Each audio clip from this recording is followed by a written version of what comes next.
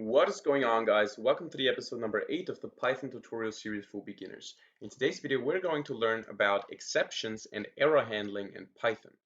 Now, in the past videos, we encountered some errors already, and what an error does is it terminates our script because something happened that should not happen. For example, when we divide by 0, we'll get an error. When we typecast a text into a number that does not contain a number, we'll get an error. When we try to divide a string by a number, we get an error, and so on. And if this error is not handled, if it remains unhandled, our script will terminate. And in today's video, we're going to learn how to deal with these errors, how to handle these errors, how to handle these exceptions, and also we're going to learn how to raise these errors ourselves. So the first thing that we need to know is that there are different types of errors. For example, when I try to print 9 divided by 0, I'll get one type of error, in this case the zero division error. And when I try to, for example, let's say I have a string x equals text, and when I try to typecast this into an integer, this will give me another type of error, in this case a value error, because I cannot just convert a text into a number. So not every error, not every exception is of the same kind. Is the first thing that we need to know, and we're going to use that in a second. So how do we handle exceptions when something happens? Because when an exception happens, the rest of the code does not get executed. We just terminate the script because, it crashed basically. So to handle that, what we can do is we can use try and except statements. So when I say try, and I use a colon and indent the code again, when I say try, I can put in all the code that I want to execute, and if in this code some exception happens, I get into the except block. So this thing here has two blocks, the try block and the except block. So for example, I can say x is int input first number. So basically I'm just typecasting the input directly. Don't get confused here. It's just the input, which is a string, and then we typecast it into an integer. And then I have the same for another number, second number.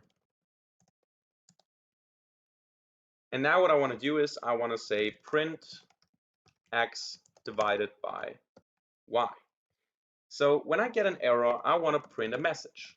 So let's say there was an error. Now the good thing about this is that when I do something, the code or the script does not get terminated.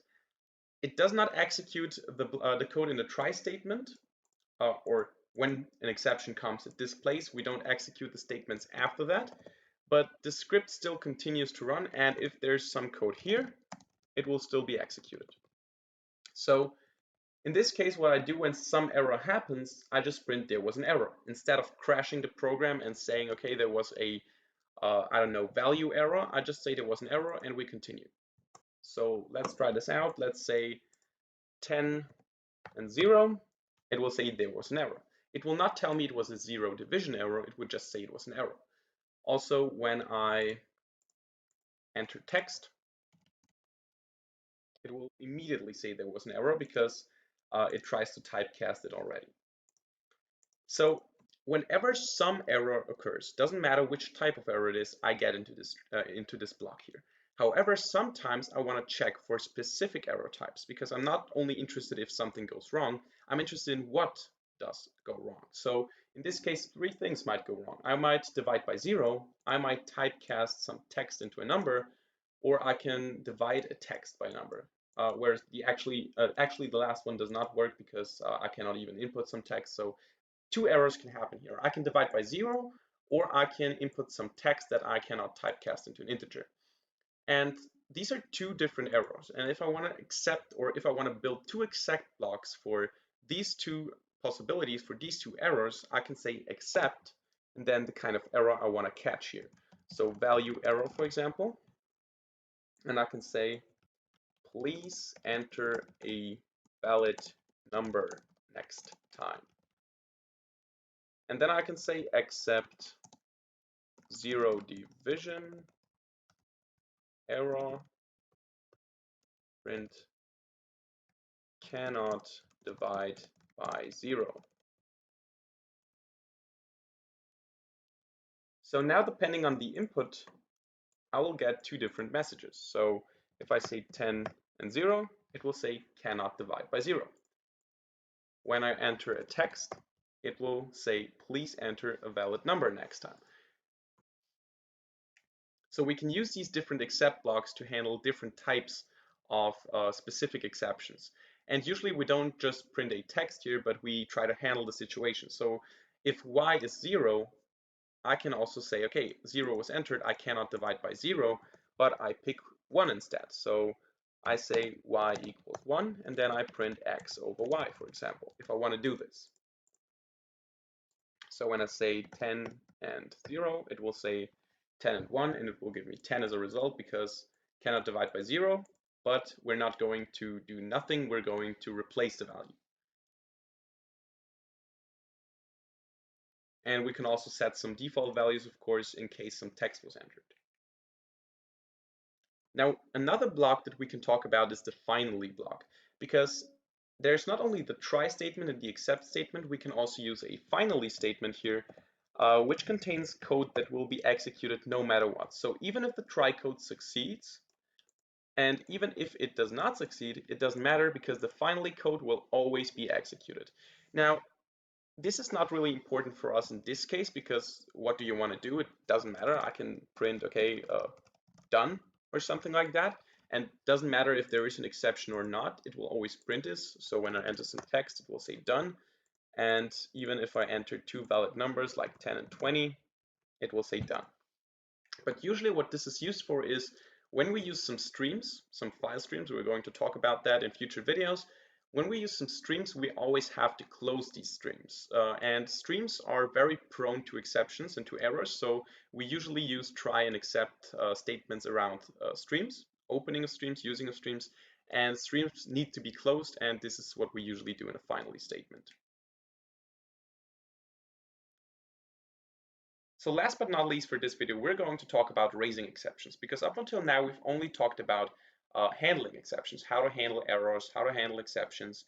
And now we want to talk about how to raise exceptions ourselves because sometimes we have functions and specific places in our code where we want to throw an exception, where we want to raise an exception because we don't want to get there. And if we get there, something went terribly wrong and we want to just terminate the script.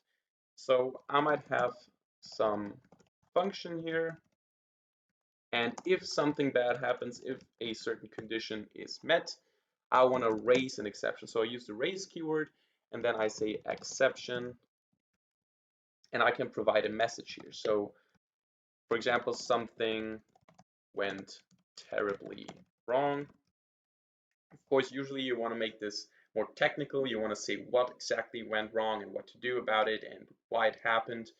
But in this case, we're just saying something went terribly wrong. And of course, we have to replace the condition with true in this case. So we'll get into this if statement. And of course, we need to call the function, some function. And you'll see that it raises an exception. Exception, something went terribly wrong. Now, of course, what I can also do is I can specify the type of exception. So maybe I don't just want to raise an ordinary exception, I want to raise a value error for some reason. And if I do this, I can see value error, something went terribly wrong. So that's the way we raise exceptions. Another way to raise an exception more indirectly is to assert something, because assert statements are causing or raising exceptions if what we give them, if the condition we give them is not true. So let's say I have a number x equals 10 and a number y equals 20, and I want to assert that x is less than y. This is written like that, assert x is less than y, and in this case nothing happens. But if x is not less than y, we're going to get an assertion error because the assertion is not met, x is not less than y, and by calling this statement here, we demand it to be less than y because otherwise we terminate the script. So this is another way to use exceptions, to raise exceptions if a condition is not met.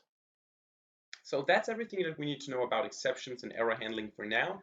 We now know how to handle exceptions and how to raise exceptions ourselves. So that's it for this video. Hit the like button if you liked the video. Subscribe to this channel if you want to see more. Feel free to ask questions and give feedback in the comment section down below.